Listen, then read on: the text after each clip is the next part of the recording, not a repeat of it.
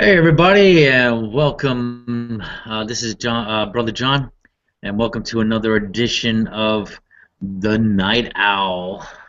Topic for today is going to be about anger, and what I'm going to do first, I put a link in the event page, just a little brief overview from Wikipedia, and I'm just going to read from that, and then maybe a couple comments I have. Suggestions for a conversation, and then leave the floor open. Um, I am going to ask some of the people here, maybe if have they experienced anything recently as far as being angry? Was it beneficial? Was it detrimental? That kind of thing, and just get their thoughts in general about anger. So, yeah, from the Wikipedia, um, here we go. Anger is an emotional response related to one's psychological interpretation of having been threatened. Often it indicates when one's basic boundaries are violated. Some have a learned tendency to react to anger through retaliation. Anger may be utilized effectively when utilized to set boundaries or escape from dangerous situations. Sheila Beideck describes anger as a normal emotion that involves a strong, uncomfortable, and emotional response to a perceived provocation. Raymond Novico of UC Irvine, who since 1975 has published a plethora of literature on the subject, stratified anger into three modalities: cognitive appraisals, somatic affective, tension and agitations, and behavioral withdrawal and antagonism. William Dufour, an anger management writer, described anger as a pressure cooker. We can only apply pressure against our anger for a certain amount of time until it explodes. Anger may have physical correlates such as increased heart rate, blood pressure, and levels of adrenaline and noradrenaline. Some view anger as an emotion which triggers part of the fight or flight brain response. I've heard that term many times before. Anger becomes the predominant feeling behaviorally, cognitively, and physiologically when a person makes the conscious choice to take action to immediately stop the threatening behavior of another outside force. The English term originally comes from the term anger of Old Norse language.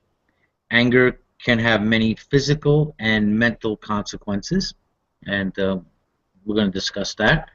The external expression of anger can be found in facial expressions, body language, physiological responses, and at times in public acts of aggression. Humans and animals, for example, make loud sounds, attempt to look physically larger, bare their teeth, and stare. The behaviors associated with anger are designed to warn aggressors to stop their threatening behavior.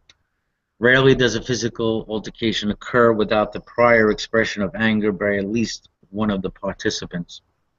While most of those who experience anger explain its arousal as a result of what has happened to me, psychologists point out that an angry person can very well be mistaken because anger causes a loss in self-monitoring capacity and objective observability.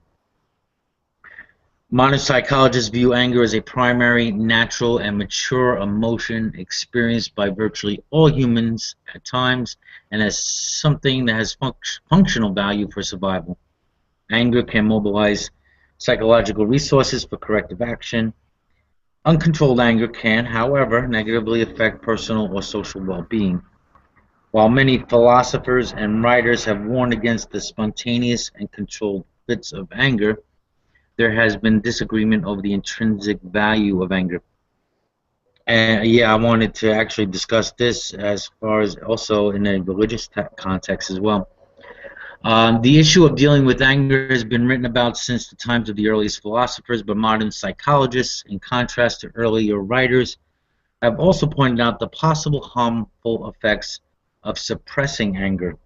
Displays of anger can be used as manipulation strategy for social influence. Okay, a lot to chew on there, huh? So,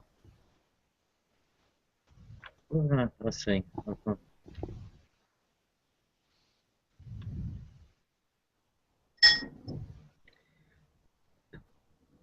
Prescott. Hey, what's up? How you doing? Let me get back in my window. Hey, James. Hi, James. What's up, We brother got a full John? room. I was looking at my other screen. I My just other, wanted to give a big thanks to Prescott. okay. I want a few other Noahides in our group ditched us to come over here and talk with brother John for the Oh, Noahide actually, Nexus. we just started, my friend. And I just wanted to say that we felt no, okay, I can't find it. I was going to say you should have been there, and we feel very hurt, Prescott, very hurt. Oh, Okay. he's angry. We're gonna have to deal with that a little bit later. I sense Yeah, some here's the other thing. anger. You put an anger hangout when I can't talk, which really hacked me off. I slapped my wife. Now I got to go take her to get stitches, and you're going to pay for it. Let it all out. You're in the red. You're in the red there, right? Okay, after this, we definitely need to redirect him to the Coffee with Carl episode on forgiveness. Yes. And stick around for the after the off-air party where we'll put you on the couch and do a session of anger management for you. So yeah, a lot there said. I mean, briefly, I think when I first mentioned this about anger to a couple people, right away there's a negative connotation, of anger, how it's a very bad thing. It can be a very destructive thing. But I want to talk about how it, as it says in that article, I mean, anger could be a good thing, a good form of expression if it, expressed properly. But anybody first, I'm going to open up the floor to anything that was said there or anything that's coming to the top of your head if anybody wants to share something. I didn't get the article yet, but when Okay, I will. I'll put it in the chat. It's just a Wikipedia overview of anger. right There you on. go. There you go. And then there's like a list of other things on the bottom. We didn't, even touch upon that, but I'd like to touch upon those things as well. My first thought was honestly the Stanley Kubrick movie Clockwork Orange, where like you said, there's a negative connotation. It's exactly what you just said. Actually, negative connotation so much about anger or what we would call negative emotions or whatnot. But if we lose them, then we are less human. Mm-hmm. And the whole theme of the movie, it took his anger impulses and whatnot, and they worked it against him. And everybody saw that as a great thing for society, but it left him vulnerable to the anger of others. It left him unable to protect himself in a hostile world. Good point. Who directed that movie again? Stanley Kubrick, the most greatest cinematic genius on the planet. I'd marry that man. Okay. I hope I never marry There's him, our after party topic. but if I did, it'd be Stanley Kubrick or Elvis. Well, hey John, let me share that little thing I read before that you and I were talking about, just because I'm going to forget it if I don't.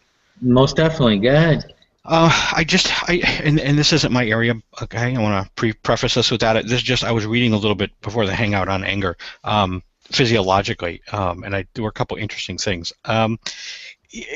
There are two areas of our brain. There's the cerebral cortex, where we process logic and reasoning and understanding and thought, and there is the limbic system, which is where our emotional core is. This is where we respond at an emotional level, and apparently, as data is received by the brain from outside, any kind of data, it's headed toward the cerebral cortex for analysis, right, and processing and understanding. But it passes through a small part of the limbic system called the amygdala, and the amygdala is responsible for our fight and flight. That John had mentioned earlier, response. And apparently, what happens is that as this data passes through the amygdala, if it triggers enough cells, if it causes enough cells to fire and respond, then what happens is something that they term amygdala hijacking. If enough of these cells respond, that data never makes it to the cerebral cortex. what happens is the amygdala channels it and redirects it toward the limbic system, where a flood of chemicals get poured into the brain and into the body as a whole. The ones what John had mentioned, adrenaline and noradrenaline and some other chemicals for fight and flight. One of the things that I found interesting, or twofold. One was that because it never gets to, not never, but because at least initially it gets hijacked away from our cerebral cortex, when we initially get angry, we literally are not thinking rationally. We cannot be reasoned with, we cannot be talked out of this, we do not see this as a logical thing. That we are literally in fight and flight mode, even if we don't actually run down the street or punch somebody. And the other part that I found interesting here is it said that these chemicals are staged so that some of them, right, the initial ones that get us ramped up, it takes about 20 minutes for those to settle back down to normal levels. And this article is basically saying there really is no point when somebody gets angry and breaches that initial anger barrier. Don't even try to make up with them for at least 20 minutes to 30 minutes, because those chemicals are still raging, and it literally is wasted effort. But one of the things that was interesting here is it says there are other chemicals that get released at the same time, and it literally takes many hours, up to a full day, for those to flush out of the system for you to come back to normal processing. And they said, and this is one of the explanations for, like typically with husbands and wives, where they will have a fight and it will blow up, and it may take a half hour, 45 minutes, but they finally settle down, and they're grumpy, but they, the heat of passion has sort of gone away. But then what will happen is an hour or two later, somebody will make an offhanded comment that's trivial, that normally wouldn't even get you to bat your eye, and all of a sudden that argument flares back up, almost bigger than it was at first, and nobody even knows why, in retrospect, or what they're arguing about after a while. And they say what happens is, because those chemicals are still in the system, one of the effects of those chemicals is it lowers the threshold of the amygdala. So where it may have taken level X before for it to hijack this data going to the cerebral cortex, after that chemical is released for up to a day, it now doesn't take X. It takes X minus whatever, 50. It's much easier to trip that switch and to go right back into the same anger mode. So anyway, I wanted to share that because I wouldn't have remembered it much longer, but I thought that was interesting. And that is interesting. So, I mean, what we can learn just from that is that when those bits of anger come, to be aware, right? To be aware of this happening. And sometimes, the best thing is to, let me, before this gets out of control, or before this fight, gets out of control and maybe, even get violent, that, it'd be best just to go and take a walk, maybe walk it off. And they did say, and I'm sorry, I know Prescott's already mad at me because I'm already chiming in too much, but they did say that one of that is one of the things that helps that chemical balance to restore quickly is physical separation from this. Whoever this person is or whatever the situation is that triggered the event. So sort of an out of sight, out of mind. If you can get out of the environment with them, your body will much more quickly return to normal than it will if you're both, kind of muttering around the kitchen, next to each other.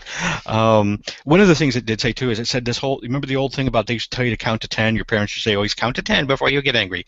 They said, yeah, it doesn't work. And they said and the exact reason it doesn't work is because that your cerebral cortex that would be responsible for that is not really functioning at that moment.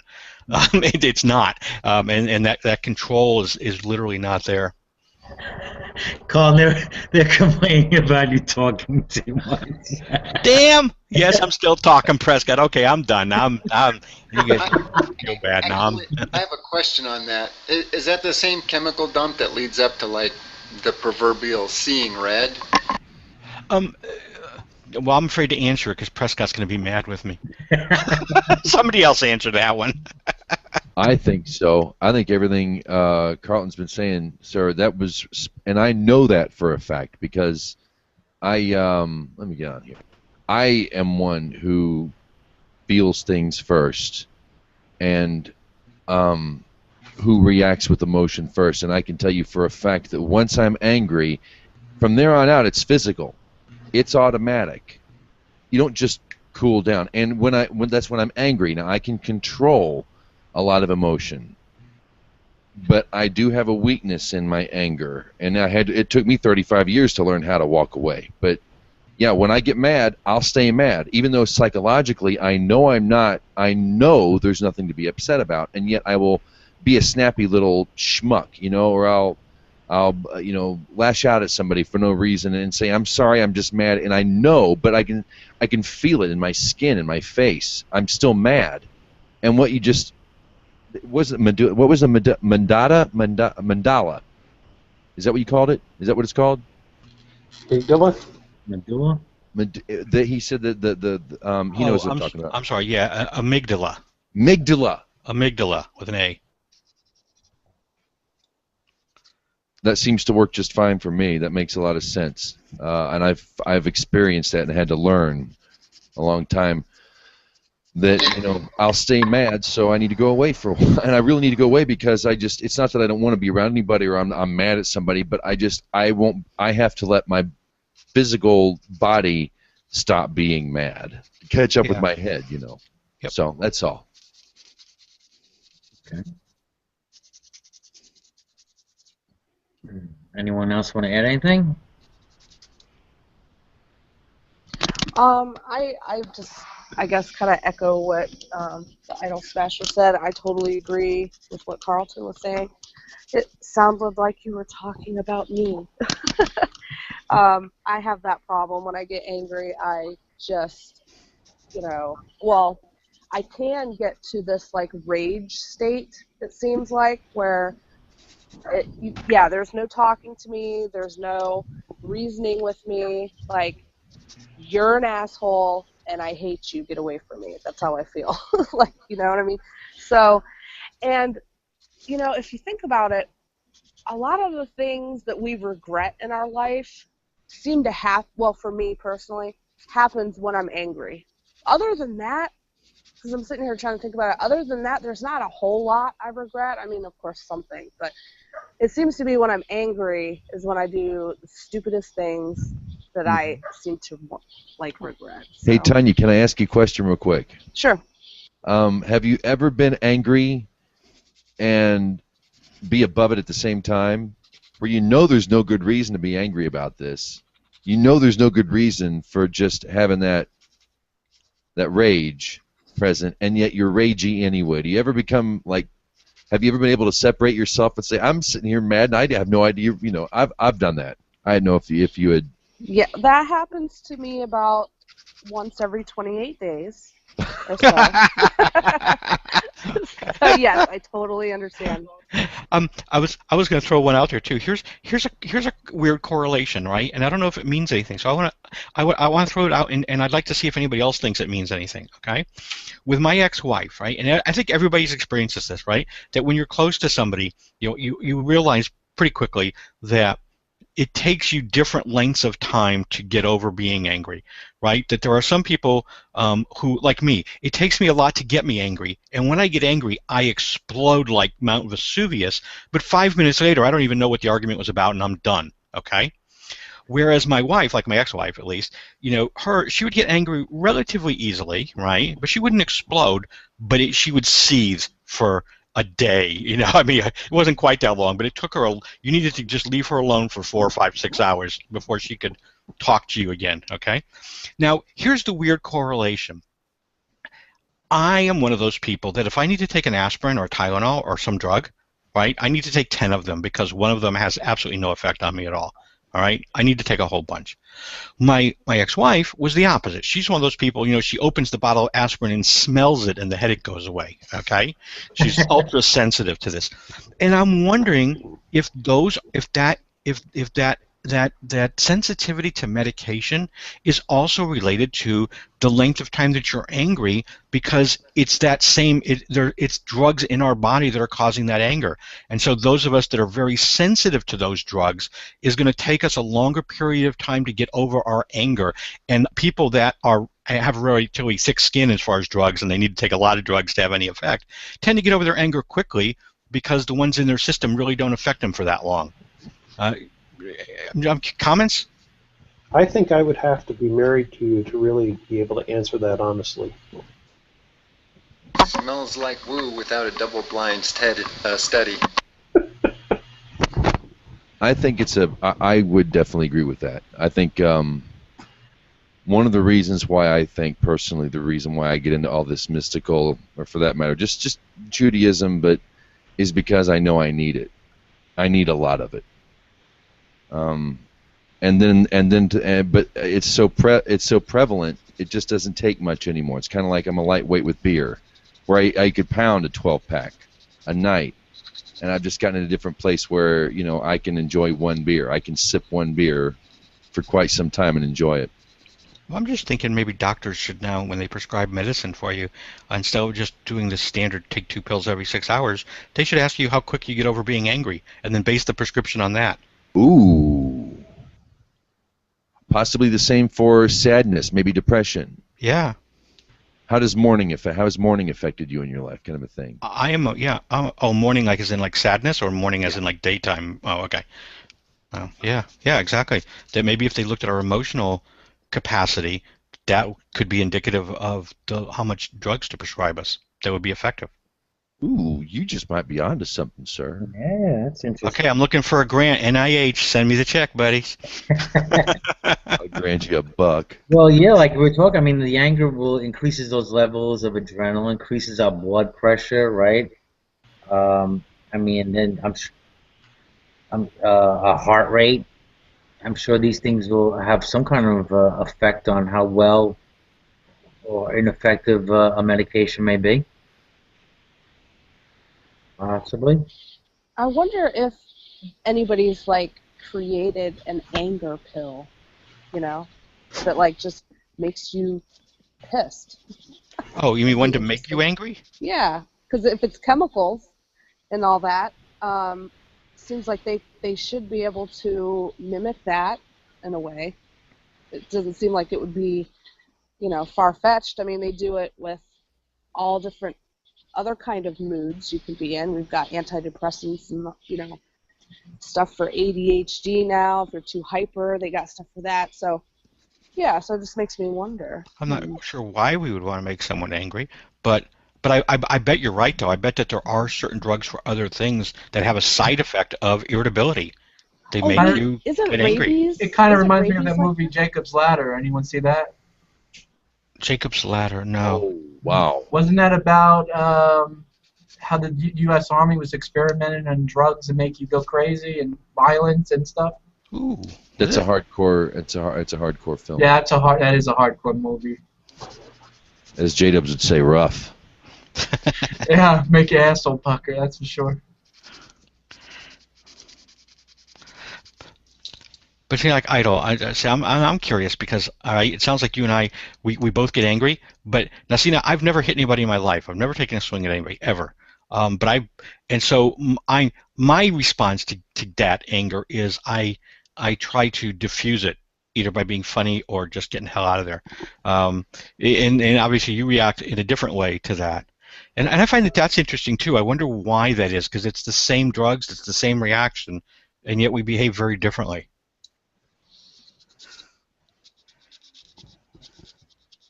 I don't know. I am a fight or flight guy when the time comes. I mean, in my youth I was big into martial arts. Okay. Like, Shaolin Kung Fu, all this stuff, and never once have I been in a fight. I've diffused more fights than I've been. I've been sucker punched. All right. But when I get angry, it's like I run, and I literally do run away. Oh, so then you are like me. Okay, I thought you were the opposite. Oh, okay. I was in yeshiva one time, and a conversation went a place I didn't want to go. Yeah. And it went so badly that I hadn't figured it out in my head, and I couldn't figure it out that quickly. I left, and I haven't been back. Now, did you leave because you were afraid of hurting the guy or getting hurt? It was on the internet, so it was verbal. Oh, But feelings, no. I just want to make that clear. No, it was I didn't want to say what I had to say because when I do fight, I will win, or I'll keep going until I am obviously lost. You mean in a physical sense, or are you talking about in an argument? Well, I've never been in a fight, so I don't know. I've been in bouts and stuff, but when I fight verbally online or in a chess game, for that matter, or my strategy is usually always it's like my little icon here. I gotta, I prefer the sledgehammer than the olive fork. Right. I think that it'll come as no surprise to Prescott that I'm like you in that sense. When I fight, I hurt people with words.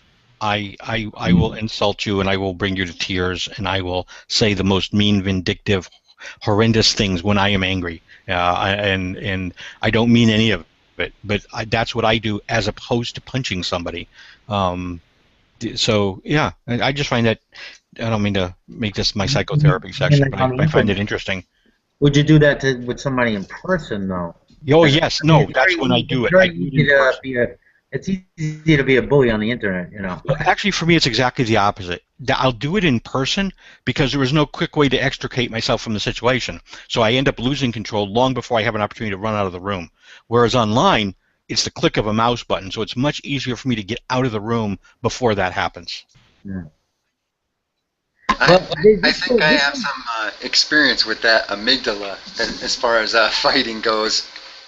I don't know if any of you follow along on the same lines, but almost every fight I've been in, and I've been in a lot, and I'm not just saying, yeah, I'm a fighter kind of guy. I never really wanted to be in any of the fights I've been in except maybe one or two.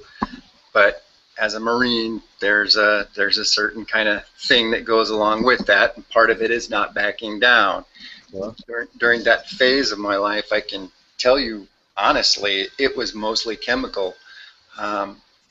I mean, you get pushed, you don't push back, you don't want to, assert yourself or anything, but, they continue pushing or eating away at you with words and you don't leave the situation. And the next thing you know, friends or MPs or somebody's pulling you off and it's all just a haze.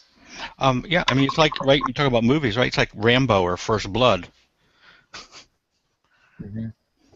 I would like to say, oh yeah, I was coordinated and attacking it. I just don't remember shit. Coming into awareness of a broken hand or missing teeth. He's a berserker. Well, did you ever watch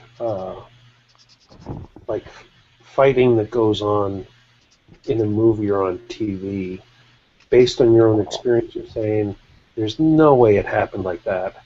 Or Yeah, I've never seen a movie on TV or anything that encapsulates what it feels like in real life.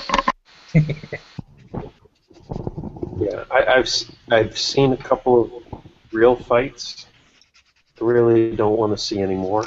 Yeah, did you ever notice in the movie that, right, the guy can be standing there and can take a shot to the head and then get kicked full force in the nuts with a pair of army boots and then pops right back up to his feet and keeps fighting. I'm like, yeah, no, I don't believe that.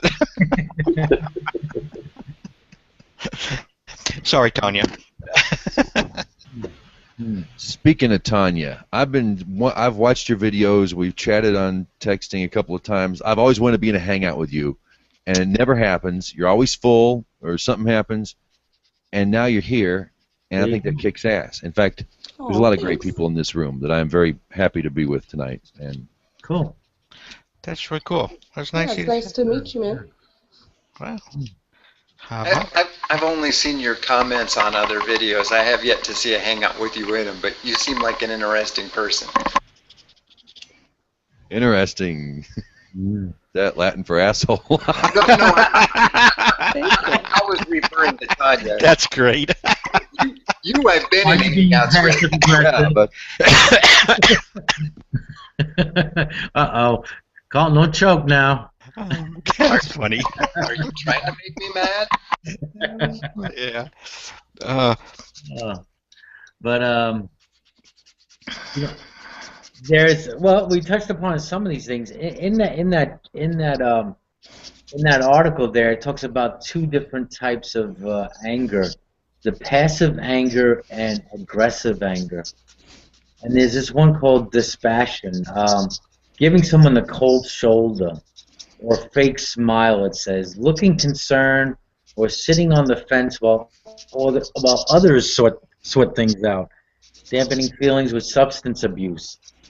There's a way that some people can deal with their anger. They'll instead of expressing it or maybe I don't know punching a punching bag or something. They'll drink. Also, it says overreacting, oversleeping, not responding to another's anger, frigidity,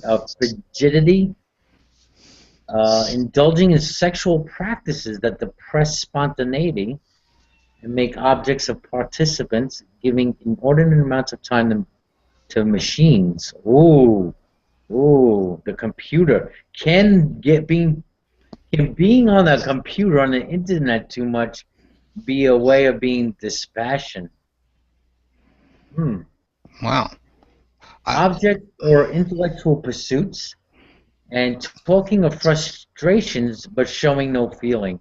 Well, damn, they pretty much covered everything but breathing. I mean, I know there's a lot there just for this, and this is just one thing on the passive anger. Well, I did see on that article I read, and I'm not sure if I agree or not, but they said that there's the adage about it's better to vent and let your anger out, like you said, punch a punching bag. Mm-hmm. And they said actually it's not better. They said it makes you feel better. Okay, so it is better in that way. But they said it's actually a positive reinforcement for that behavior. So you generated all these chemicals, and then you actually give them an outlet in the punching bag, and so it seems like it was a justified response by your body, is sort of how it views it. So then that's how it responds again the next time you get angry. I thought that was interesting. I don't know if that's true or not. I'm not really trying, but kind of a weird way to look at it. What are you supposed to do with it, right? 'Cause like you said earlier, keeping it in, we know has physiological, downside to it too. So what the hell are you supposed to do? Live on an island? Yeah. Hey, that's a question. If you lived on an island all by yourself, okay, totally by yourself, and you had access to food and water and shelter, okay, would you ever get angry? Yes. Yeah, I'd find a way. You get frustrated with things that don't work out the right way, things you're, trying to build or, whatever that somehow don't meet up to the criteria that you thought you were putting them together in.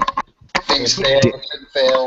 Damn tree fell on my straw hut. But what's the source of the anger? I mean, right? So when it's a person, it's fight or flight. It's because we believe we are under some sort of attack or threat, right? We perceive that there's a danger to us. That's why we're angry. That's why it generates that response.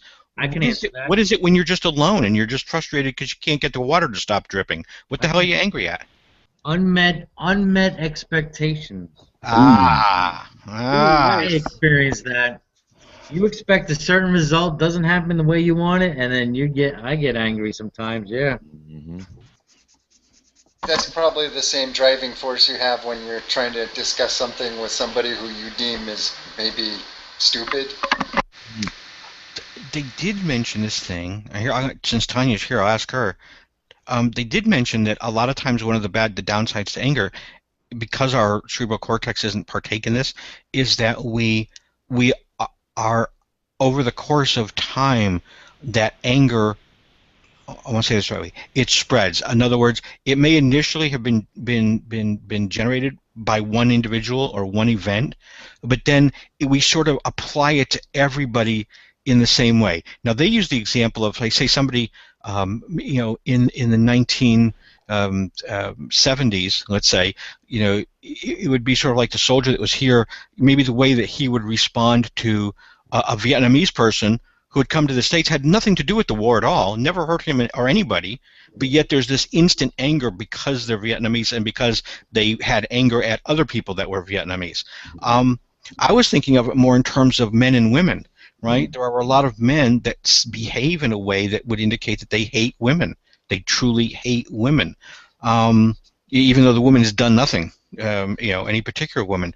Where does that kind of anger come from? Well, that's definitely the case with women too, because I've known quite a few men haters, Really? and it always seemed to be because they were hurt, in a real deep way by a man, so they had issues with men. But So, why? But why do we have that, right? Because we realize, certainly they really realize, logically, if they came into this hangout and just met me for the first time, I didn't hurt them. I never did anything to hurt them, and yet they still get angry with me. Why? Why is that happening? I would say that it probably is because, say you're talking about somebody who was abused as a child, okay?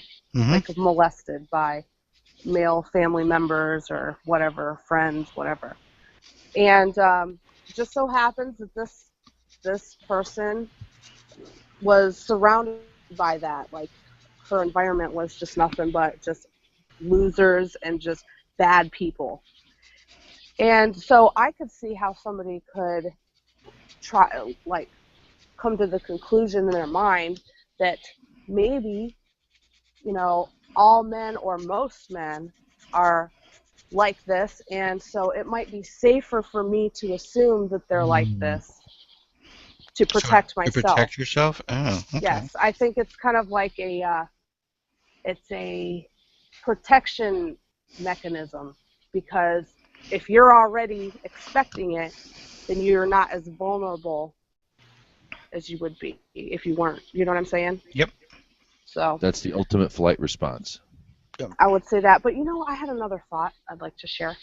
I was thinking about how I fight with my husband, and we've been together like 10 years, so we've had our ups and downs and times, months where we were just at each other's throat a lot, and then we'd get through it. But, I think it was a good thing, because y'all were talking about how anger, doesn't have to necessarily be a bad thing all the time. One thing, like in my relationship, and I'm sure because it's just a very personal relationship, knowing what angers my husband and also figuring out what angers me that he does that pisses me off, it actually helps our relationship, because we learn what we do respond to and what we don't like, and you know what I'm saying? Like, for example, my husband, he's not real good about letting me know he appreciates me. Mm-hmm. Sometimes, he does in other ways. That's another whole other story. But he doesn't say it a lot, and I like to hear it. Like, I want to hear it, And there were times early in our marriage where I would get real angry about that, and because that happened, he's learned to, be a little more vocal, and it just helped me kind of figure out the person I am. I don't know. So I could just see how in a marriage situation between a man and wife, it could kind of help with the relationship in all kinds of ways. I sometimes get a bit angry with my wife when I feel like I'm not being understood. There's a little frustration, Why don't you see it this way, And it all depends on the issue and how much that flares up. But there have been times where it can get flared up because of that frustration, that impatience that I'll have. I feel like that way in Hangouts all the time. No one understands me. Oh yeah, I actually paid a lot of money to a therapist to find out that's what bothered me in my marriage. This is back when we were having some issues. Yeah. We went to therapy, but we actually learned a pretty good way to communicate, and it sounds really cheesy, but it actually works really great. Sign language? Close. See, you but could have sent me the money. Writing notes. You both get Write it naked in down? the same room. but what it was okay. So Angered sex. I would say what was bothering me, like, or what I want to express. Okay, and then my husband is to repeat it back to me and say, okay, what I heard you say was this, and then he'll basically repeat what I just said. And I would, almost 90% of the time, I was like, no, motherfucker, that is not what I said. What are you talking about? So we'd have to do that a few times or whatever. It's crazy because I feel like I'm a pretty clear person. When I'm trying to say something, I can say it. But yeah, not being understood is a big problem. And that would make perfect sense, right? If that cerebral cortex part of you is switched off at the moment when you're angry because of those chemicals. That's maybe why we keep trying to explain things to our partner and they don't ever freaking get it, and then the frustration level goes through the roof. Well, of course they don't get it because they're not thinking with that part of their head, and neither are you. So it's kind of that makes perfect sense because we'll have our fight and there's no reasoning with me or him when we're like that. It's just not. But we'll talk later because it's, if we're arguing about something that just needs to be dealt with, we'll talk about it later when we're calm. And it's amazing the progress you're making progress that way. And I think it's because we're not angry. So I think that makes a lot of sense, actually. Here's another one of passive anger. Defeatism. Setting yourself and others up for failure. Is that are you saying that's a reason to be angry, or are you saying that's a response to getting angry? It's a means of passive anger. Can you repeat it one more time? It's called defeatism. Okay. Setting yourself and others up for failure. Choosing unreliable people to depend on. Being accident prone. Underachieving. Sexual impotence. Expressing frustration at insignificant things, but ignoring serious ones. Despondence is like a big no-no in the Noahide stuff I've read. Despondence, just the state of mind, is a bad place. It's close to hell. It's really close to hell. Without naming any names because we're live, but I mean, how many people have not seen in Hangouts people who are upset or angry because they are not being taken seriously, or they are being ignored, or they're being laughed at, or perceive that everybody's treating them a certain way, and yet they persist in the very behavior that brings that about, and are blind to that fact. That's not you, no.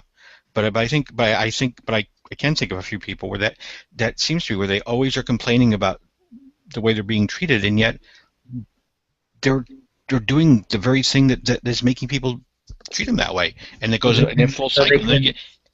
It's a way of justifying their anger. Yeah, exactly. It's a way of it's a self-fulfilling prophecy. They want it to be true, so they behave in a way that brings that about. Or they're in a cycle. They're in a loop. They can't psychological feedback, recursive feedback. You get in a habit.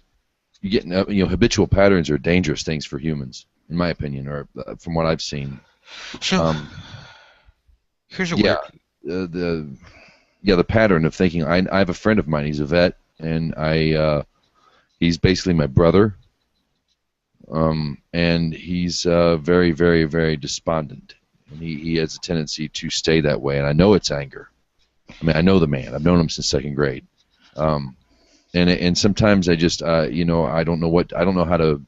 Yeah, it's rough. Despondence. Yeah, the defeatism. That's the word. Yes. Yeah, defeatism. Here's a weird question. If everything's going to fall apart anyway, so why bother? Why should I mow the lawn? It's just going to grow back. That's always my answer. But yeah. Why take a shower? Why shave? But the question is, where does that come from, and why is it there? Yeah. And then how do you deal with it? How do you change it? Well, if we acknowledge that anger is something over which we don't have any control, I mean, in terms of getting angry, maybe we can deal with it once it rears its ugly head, right? But sort of the whatever it is that triggers it, we don't have any control over the fact that it gets triggered. Okay, we become angry because it's an outside thing that causes it. Okay. But now, and if you don't want to go here, John, Brother John, that's fine. But it was a weird question. How does that concept relate to the idea of God getting angry?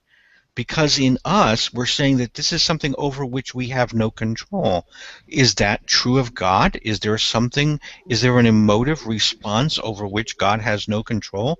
That he just becomes angry when certain events take place? And do you become angry as a human if you know in advance that the events are going to happen? So if you know that your wife's not going to bring the bread home that you asked her to bring home, or let me reverse that, okay, gender roles here. If your wife knows that you didn't bring the bread home that she asked you to get when you went to the grocery store, right? She already knows you're not going to get it or you forgot. Is there any reason then, does she still get angry when you actually get home? In other words, is surprise sort of a required element to becoming angry? Oh, the other thing is, what if you don't bring it home purposely just to get her angry? Yeah, that'll work, I promise. Yeah. I don't know if I want to go to the God thing. Okay, that's fine. Let me know when you do. But it's kind of like there are things that, if you have kids, there are things that they're going to do that are going to upset you. You know that if you don't display how you feel, then you're not communicating with them what their behavior is producing, or what what impact their behavior is having on you or on other people. I mean, you have to display anger, even if inside you're laughing, because it might actually be something quite funny. But you don't want to do that because they need to understand what it is that they've done. Right. That's interesting. All right. So then, Prescott. So then the question is, we all read, nonverbal behavior from other people, and certainly anger produces physiological results. And so, if you pretend, can you really? Maybe with a child you can, but can you really convincingly pretend it to be angry, or will the other person instinctively see through that? I don't. Well, it depends, but I guess how I would see it is that, and just from, I don't have any kids, so dealing with kids is something that I observe through my brothers and their children. Okay. And also through my relationship with my parents, that it's a combination of what the child is expecting that conditions kind of how they're interpreting behavior. Like they're not necessarily going to see it unless you really don't convey anger. I mean, if you actually just laugh at them, then they're going to clue in pretty quick. But if they're already kind of clouded in their thinking because they're expecting you to be angry, and they're sort of maybe guilty already, feeling guilty already. Exactly. So that it's kind of happening on both sides. Again, I think when I think becoming aware. I think having a consciousness of your own behaviors and seeing that arising you, I think can give you that opportunity to kind of shift gears. And again, if you have to go take that walk, you could tell yourself, this is the time when I got to take my walk, or do whatever you got to do just to kind of diffuse it. If it's an unproductive anger. I think one of the things we haven't touched upon is when is anger good. Um, but before I do that, there's another thing. We're talking about the hangouts, and this is under passive anger, and I see this quite a bit, and that's psychological manipulation.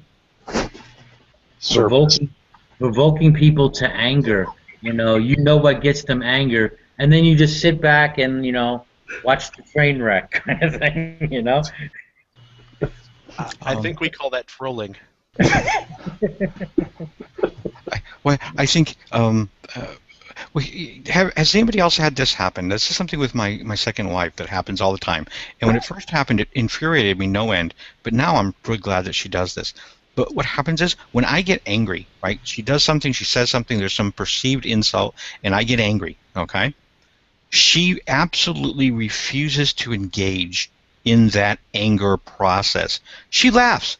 She's like, oh, this is stupid. You're being silly. And she just totally ignores me with a smile on her face. And I might be yelling or screaming or upset and demanding attention. I probably turn into I look like a little child at some point, start stomping my foot on the floor, having a temper tantrum. But she absolutely refuses to engage.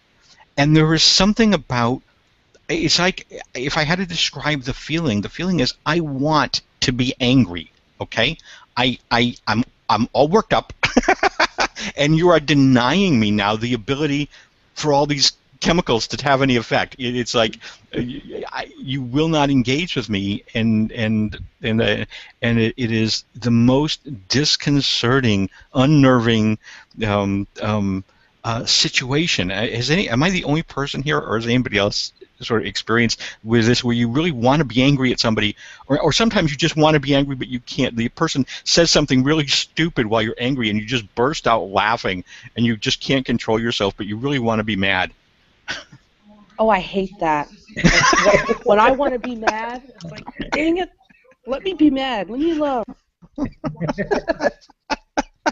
So I'm not alone, Tanya? No, my mom does that to me all the time. If she sees me get mad, she'll make like a stupid face or something, and I'll be like, God dang it. Why is that? Why do we want to be angry? A release. Yeah. Is it? Is it? It's gotta be, man, because sometimes I get angry at people I can't really get angry at. I'm sorry, I didn't see you come in, Sky Daddy. Hey, how you doing? Hello. Hey, Sky Daddy. Hey, Sky Daddy, what's up? Hi. Sorry, I was being passive aggressive and ignoring you. No, when I was a new father and my son would do things that made me angry, I had to, kind of not be angry, and certainly I had to stop reacting out of anger, or stop myself from reacting out of anger. So, I think it has everything to, it should have everything to do with the release, and if we can channel it in a proper way, it can be very healthy. Mm-hmm. Here's another one, like in arguments, they call it the secretive behavior, the silent treatment.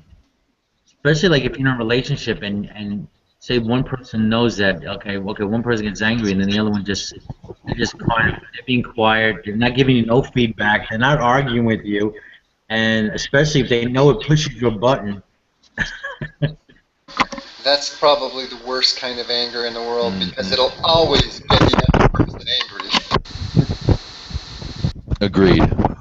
When I grew up, my sister used to do that to me. She could get under my skin, and she still can, in 3 seconds flat.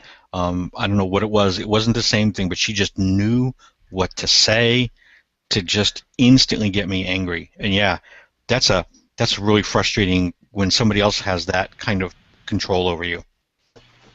You guys are making me feel terrible. That's exactly what I do. I don't do it to get them angry. I usually just sit there and look at them while they get upset. Then I usually just say, "Are you done?" No, I'm not done. Okay, I'm done now. It's just your way, Cerberus.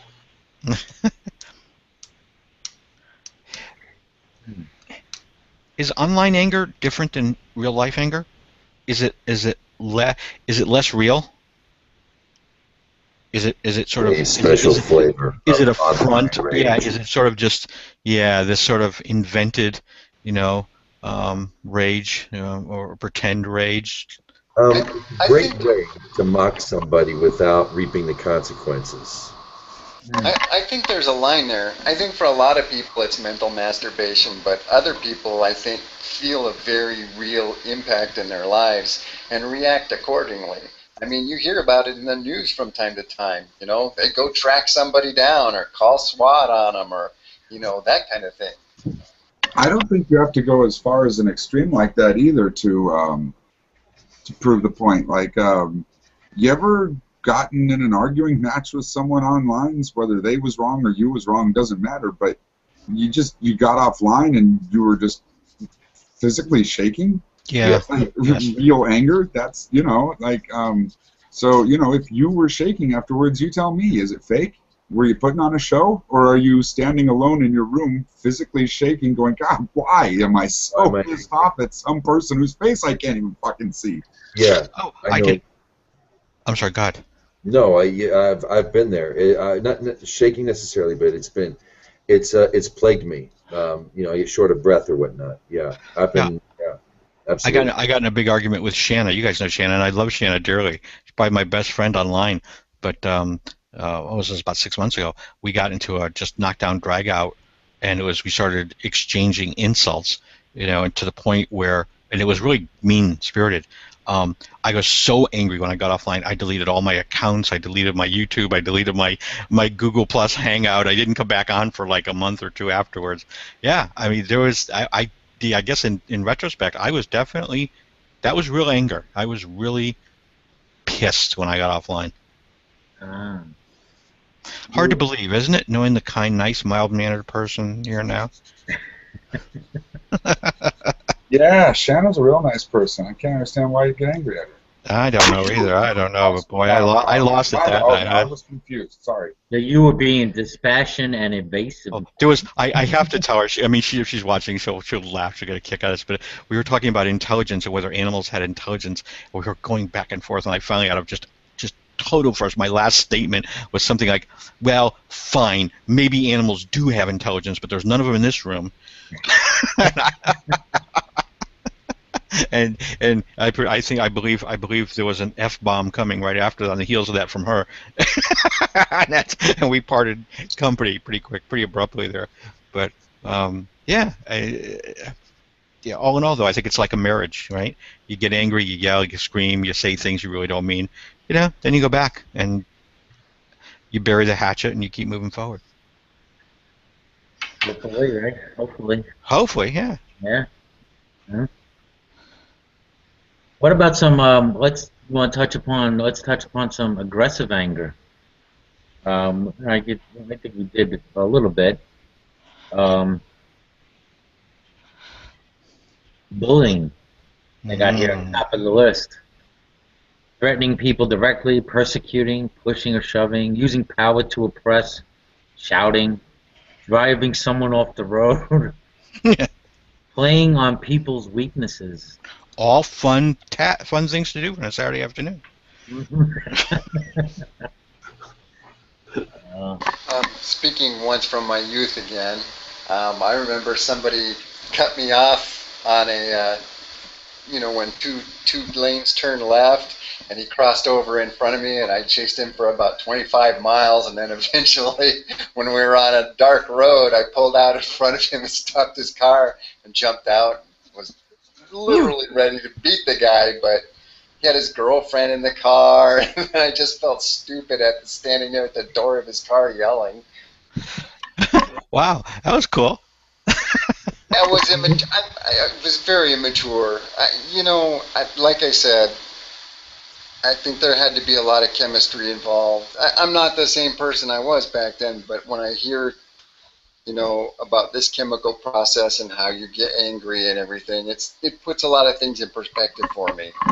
Well, are we angry? Can we be angry? Here's another one I had. Can we be angry at things that don't directly affect us?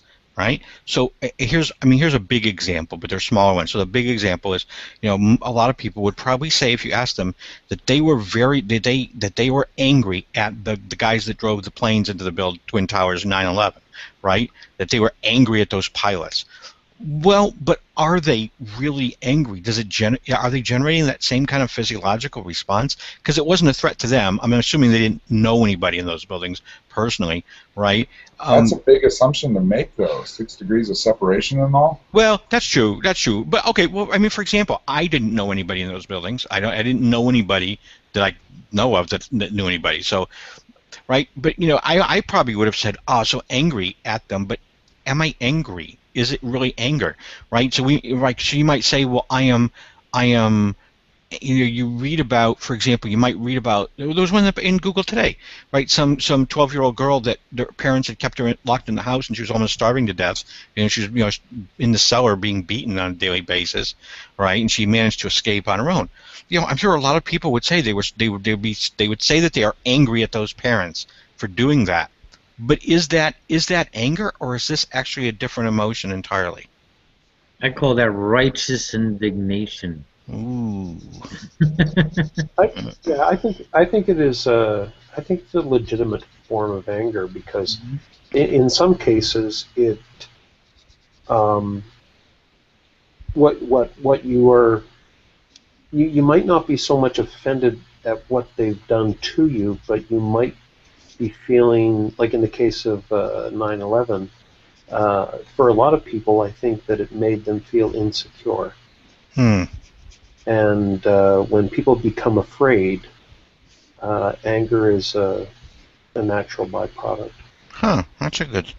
Is it safe to say that a situation has to touch you in a personal way for you to get angry? I can't think outside of that. Well, most definitely. I mean, I didn't get into a fit of rage, but like even today, I've heard a story that our government is thinking about dropping some bombs in Iraq, and I'm like, this kind of got me upset. I mean, I wasn't like throwing a fit or anything, but it brought up a little anger. Like, what the hell are we getting involved there again? It's Did you get on the phone and tell someone to bitch? No, well, that's my thing. It feels to me more like it's an intellectual indignation that it's not. I'm not saying that this is how it was with you, but it just, I've seen it where it seems to be that there's not that emotional response that we typically associate with anger, right? It doesn't seem like there were any chemicals released. They're not, it seems more like an intellectual process, that they just don't like the idea that someone would have or could have done such a thing. But I don't know if it's generating a fight or flight response in that person. Is it? Maybe it is. I don't know.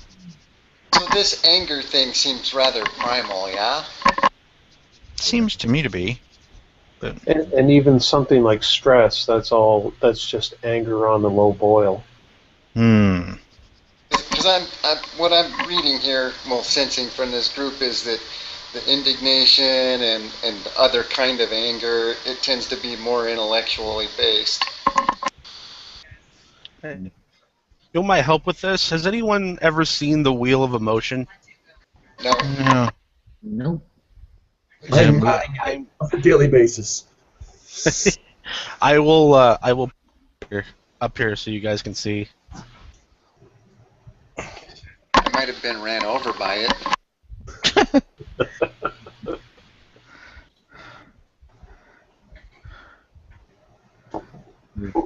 I would like to add while we have dead air. You mentioned rigidity early when I first got here, when Jacobs and I first got here, and one of the if you want to go east, I don't know if we're allowed to go here, but if you go east, the Shaolin, it's all about the animals and whatnot. The first stage of Kung Fu that is taught to a disciple, the first stage that you must always, it's like each stage builds upon the preceding stage. You know what I'm saying? You have to start somewhere. You start with a snake. because the snake is loose. The snake can adapt itself to any form. Its body is always relaxed, so it strikes with lightning speed. You know, having a supple body allows for a supple mind. Having a supple mind allows for that Buddhist smile while he's busy deflecting every punch you throw at him. You know what I'm saying? Mm-hmm. And I would think that maybe one of the things we could focus on or meditate on, or you could just think about when it comes to anger, is be like the snake. Like Bruce Lee, be like water. You put water in a teacup, it becomes a teacup. You put water in a bottle, it becomes the bottle. Now, water can flow, but it can crash. Mm-hmm. Be water, my friend. Be water. As long as you weren't telling me the first step was grasshopper. A little too much of. No, this is the real deal. Okay. The snake is the first lesson taught in Shaolin Kung Fu, Shaolin Buddhism, basically. And it is to be flexible, to be like the snake, to be flexible, to be relaxed. That's a cool wheel. Kind of like a rolling thesaurus there. I guess so. Yeah. Stupid. No, I'm looking at the Cerebus's wheel there. Oh well. Yours was good too. No, just he put up the wheel. Oh, that's okay. I know how you really feel. That's fine. Yes. Hang on. Let me see if I can find a spot on the wheel for you. Rejected. There you are. And insignificant. There you are. Maybe bewildered a little bit. That's fine. Go ahead. Just keep going. I'm listening. Go ahead. Shut up. I like that, actually. I heard you, James, and I totally relate to that. Yeah. But as soon as you said about the snake, I was thinking about water. Yeah, and then you said it. Yeah. Be fluid. Fluidity we were talking about, right, with Mowdy earlier. You can whip around your opponent. You know, if your opponent gives you something that's going to hurt, you can evade it, being flexible and being quick like the snake. You can lemon into lemonade. Wise as a serpent and gentle as a dove. Ooh. Ooh, there you go. A little biblical. We're waxing biblical now. All right. Waxing biblical. So you wanted to make a point, comment about this, sir? Oh no, people were just talking about like how emotions related to different things. So I figured I would slap that up there. That is a neat wheel, and it's colorful like the Noahide Code. We're just gonna get to religion tonight, aren't we? Okay. Well, we will eventually. J-Dubs and I had a great hangout. That's all I want to say. We had a great hangout. Who was that with? Who was it with? Me and John. Oh, okay. All right. Not me, John. J-Dubs. Oh, okay. Okay. Man. So here's some more about other aggressive anger. Here's some more. I'm gonna pick on Carlton. Here we go. On me? Okay, go ahead. Because manic behavior. And this is directed at me because. Because it says speaking too fast. The hell? No. Okay. Speaking too fast? Walking too fast? Do you walk too fast? At my age, I don't walk too fast. No, I barely walk at all. Working too much? I do that, yes. Expecting others to fit in? Ooh, that's an interesting thought. Maybe. And two others they put under there: driving too fast and reckless spending. Yes and yes. Wow. We'll have to put you on the couch later, Colin. Put me on? Well, that's okay. That's for manic. What is that for? Manic behavior under aggressive anger. Oh, like when I'm sorry. Okay, so it's like when I get angry, do I drive real fast and do I spend a lot of money? Yeah. Okay, no and no. I do that. I do those things just normally.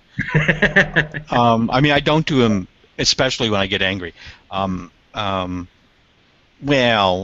I might screech my wheels out of the driveway if I'm pissed, but then I slow down when I hit the street. Yeah, I've done that. Yeah. It's somebody at the Cerebus laughed. And then, so read them again. Now, what were the other ones besides those two? I misunderstood. It was manic behavior such as speaking too fast, walking too fast, working too much, expecting others to fit in, driving too fast, and reckless spending. I talk too much anyway. I never walk fast. I always work a lot. I'm not like one of those people that gets angry and then buries myself in work sort of to hide. No. Right. No, I get over my anger very quickly, which is a problem because the other person typically hasn't gotten over it, and that usually means that we're in for a second argument, or third, or maybe a fourth.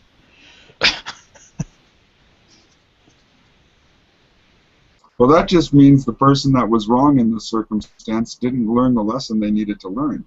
Thank you. Exactly. Sometimes it needs to be revisited, and sometimes the person that was wrong is me. And that's the hard part, you know. I'm sure it's you, you know. I mean, it's got to be you, right? Yeah, I mean, right. We're having this fight because you obviously didn't understand something that I said that was plain as day. Or you were just wrong. One of the two. Either exactly. you didn't understand, or you were, yeah. Or you're reading into it something that I didn't say. You're putting words in my mouth that I didn't say. Possible, yeah. Exactly. It is always your fault. I agree. It truly is. Then we have, let's see, I skip over, it's unjust blaming, accusing other people for one's mistakes. Well, we never do that, right, Sky Daddy? No. Yeah, no. It's not unjust. If they've got a problem with me, it's definitely their problem. Now is it my imagination? Like, I think before you talked about anger leading to or being one of the characteristics was defeatism. Mm-hmm. And that would be where you blame yourself. Mm-hmm. And, so what's the opposite of that then? And the opposite of that is what John just said, where you're blaming everybody else. Well, but my problem, and I don't mean to be, I truly don't mean to just be pig-headed here about this, but in that description that John read, right, the key word for me is unjustly blaming other people. I don't feel that my blaming other people is unjust. I feel it's right on, hitting the nail right on the head. So does that still put me in that category then? Only if you think I was talking about you, but I wasn't.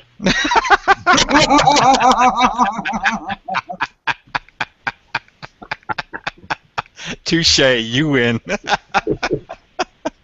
That was perfect. Good. But enough about you. Let's talk about Let's you. talk about me. Yeah, exactly. Oh, that was lovely. Okay, maybe I'm guilty there a little bit.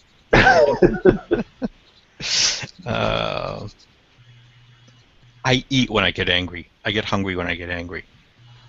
I do that. No. Do I? No. Well, yeah. Okay, never mind. I don't even know myself now. I do, but not right when I'm hungry. But I get hungry after. But that's, I just think, because I just burned a lot of calories being angry. I usually gotta have a cigarette right over, if I'm getting it, I have to have a cigarette. No, I don't smoke. Do cigarettes calm you down when you're angry? Is it soothing? Yeah?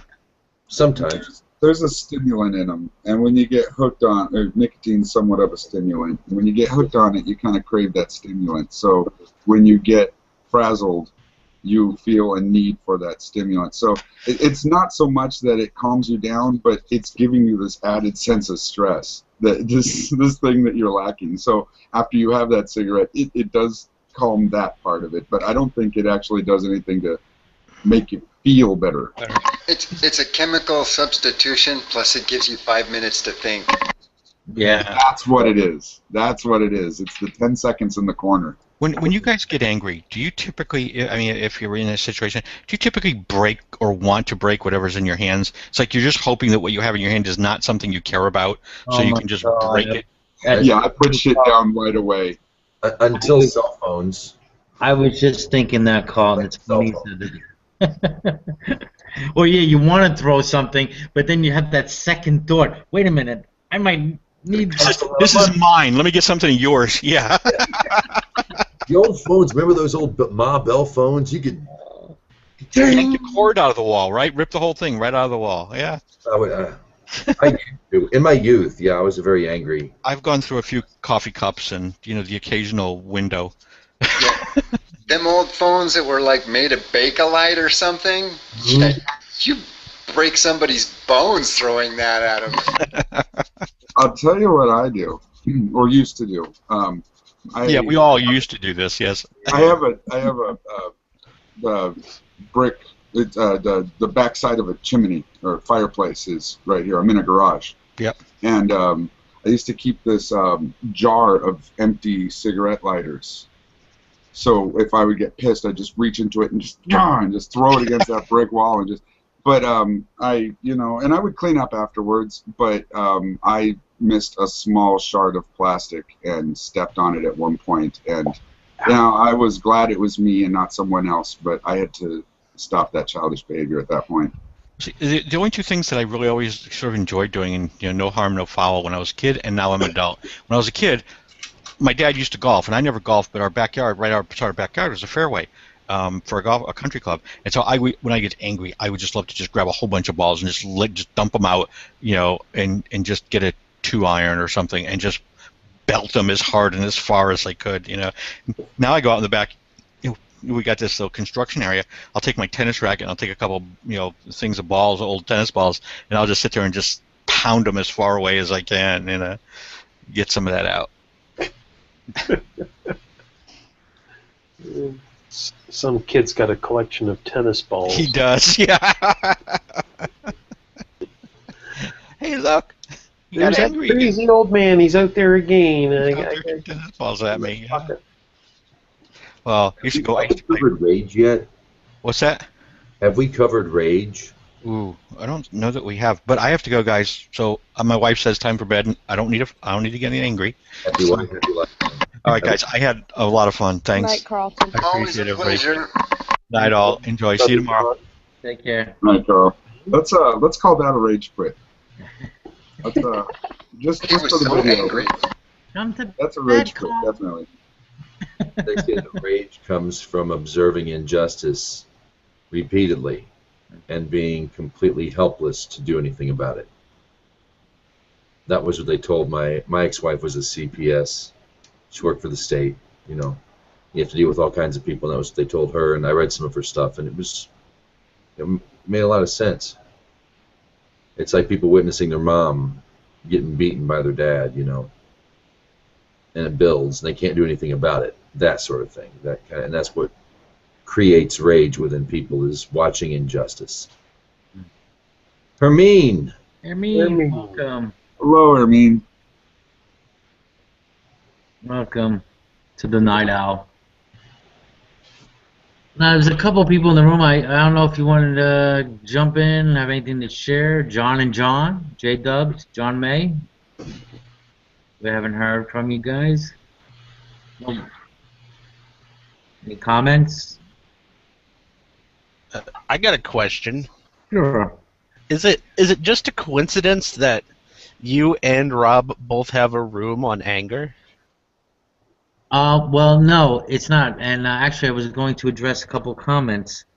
It seems, let's see. Well, Squid Jones made a comment. He says, I think the question of whether or not it's ever okay to get angry is pointless. Human beings will become angry. It's a normal emotion. To deny it is to deny your humanity. What you do or should do when you become angry is a more interesting and sensible question, in my opinion. And then Rob was responding to him. He wanted to discuss it, and I guess then I see a Hangout link, which, Rob, I don't appreciate Hangout links in my event pages. I don't want. Oh, wow. Wow, that's pretty. Yeah. That's But anyway, Rob does say. You should be very angry. Yeah. Well, I could just delete it. There you go. There you go. You should. Nice. I would. Yeah. If it Nobody would blame you for that, bud. gotta have there's gotta be a list of hangout etiquette or something like that. And of course, Rob has to mention in the comments, the answer, my friends, is blowing in the wind. Oh, and you have to face them 2 wolves of cognitive dissonance to know thyself. Why is it folks are so slow? Shameless self-promotion. Well, anyway, Wow, that was ballsy. yeah. Good old Rob, mate. So, any other? No, Ermine. No, Ermine. No, what she lived. Don't worry, Ermine. We weren't going to continue to talk about Rob. Ermine is Give her having audio troubles. She's apparently trying to talk, and we're not hearing her. On your definition of rage, There she is. it's James, right? Idle Smasher. Okay. Is Yes. that something that slow builds over time?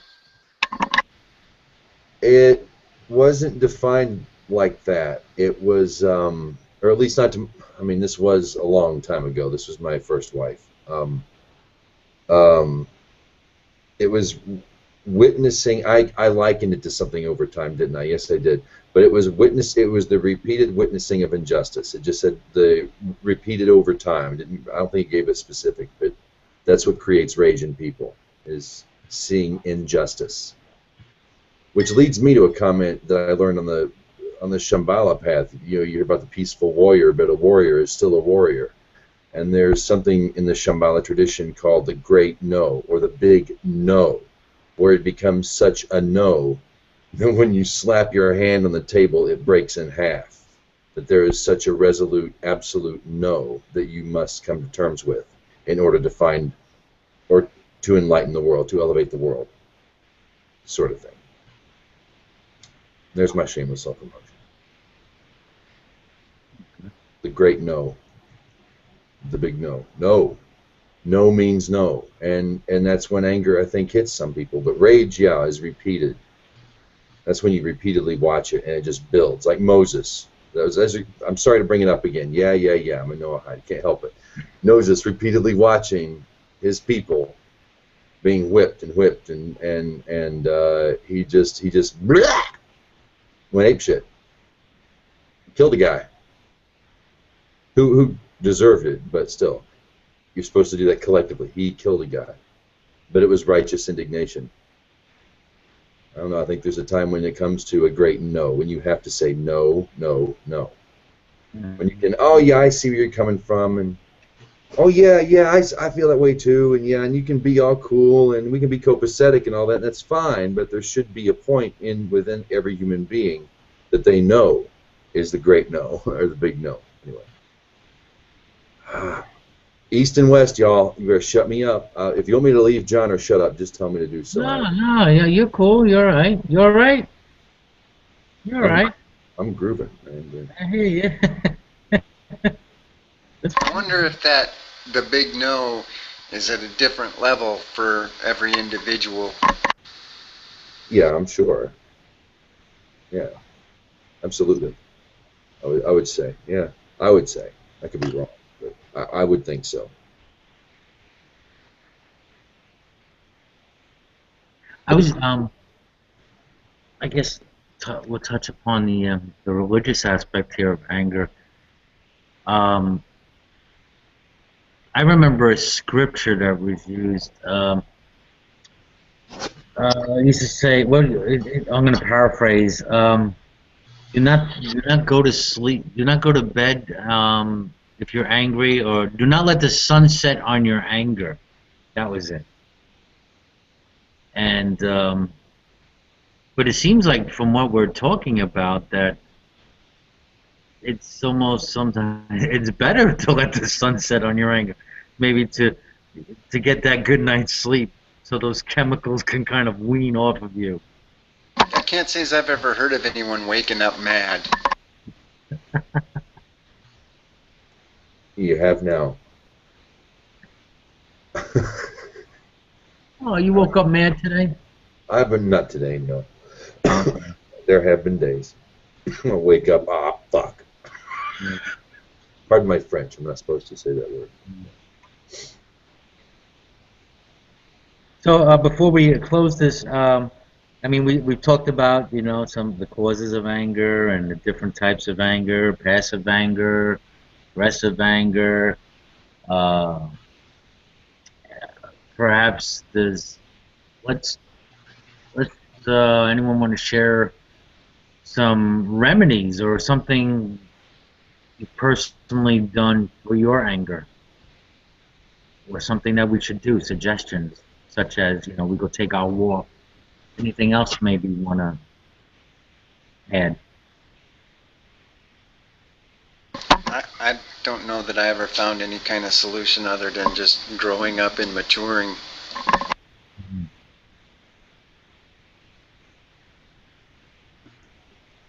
Be flexible. Learn flexible. Try it in your body first. If you don't understand what flexible means in your mind, try it on your body first. But be relaxed. Relax. Yeah. Be like the snake. Be like the snake. Don't let it bottle up inside of you, right? I think my dad, he was a very he was introverted, but he kept a lot of things in. And I've only seen him in a burst of anger once, and seen him knock over a bookcase. But other than that, he was pretty tempered guy, mild-tempered. If my mom got under his skin, he would always say, "I'm going for my constitutional walk." I used to, you know, which usually meant I'm going to the bar to have a drink. But at the same time, I don't think he kind of I don't know, maybe expressed it to his buddies at the bar. I don't know. You know, I was a kid. But I think if you let things bottle up, it can, you know, it certainly can't be good for your health, you know. I think it attributed to him having his heart attacks, you know. So, you know, I would say definitely find some kind of outlet, a productive, constructive outlet for your anger. Yeah. Hermine, you're back. Would you care to have any thoughts on anger before we go off air? Can you guys hear me? Yes. Okay, yeah. finally. No, I'll just listen since it's so close to the end. Okay. Did anyone talk about mental illness? About Didn't you just say you were going to listen? Again, I'm talking about mental illness, and apparently I'm having a lapse. No. I just have a question if anyone talked about bipolar or that dynamic. As in reference with anger? Yeah. No, we haven't. Well, I just have a very close, obviously, family member who struggles with it. So my take on anger has always been a very, I guess, bipolar on some level as well, where I guess my view on it, where it's nice when people can express their emotions, but it was also growing up very challenging and it could be really scary as well.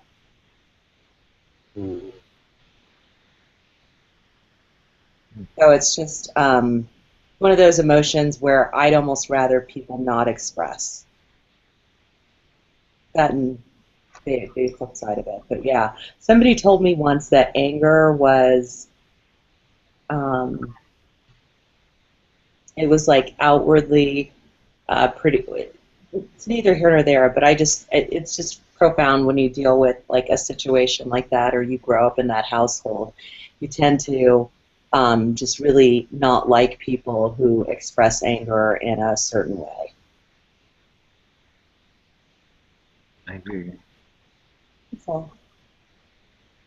I don't think also anger is not like we were talking about being angry for the right reasons, or righteous indignation. You know, being angry at injustice, or angry because you see someone getting hurt or something like that. I think there is a righteous anger, that we can have.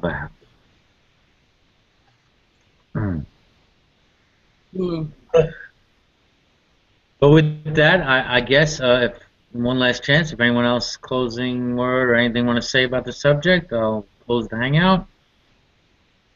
Okay. All right. Just want thanks for the viewers out there for joining us for another episode of Night Owl. We touch upon anger. I think it went very well. I think we had a very good conversation. And also, I just want to remind people there Green Sophie, Frank didn't come in today. It would have been nice to have him come in and share his thoughts as a behavioral therapist. And as somebody well experienced in expressing anger. Yeah. But he did make a suggestion. So if anyone you don't know, to have a Night Owl community, we do have. So you can join that. You want to,